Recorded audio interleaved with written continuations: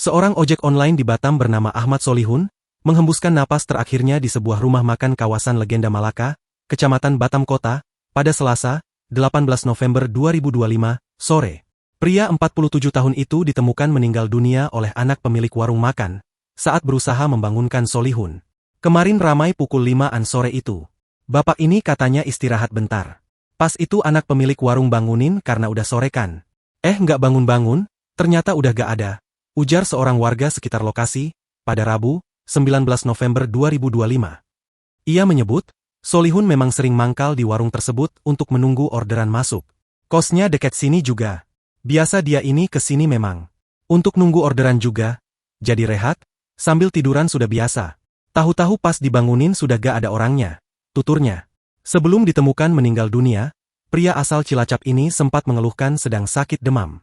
Kalau dari cerita pemilik warung itu katanya demam, makanya dia minum obat paracetamol yang tablet itu. Bilang mau istirahat sebentar di kursi itu. Ya sudah, gak bisa dibangunin itu, kata warga. Warga mengatakan saat meninggal dunia ia masih menggunakan jaket ojol hijau dengan tulisan Grab. Pada gak tahu karena biasa, kayak orang tidur aja. Motornya juga ada di situ terparkir kemarin, sebutnya.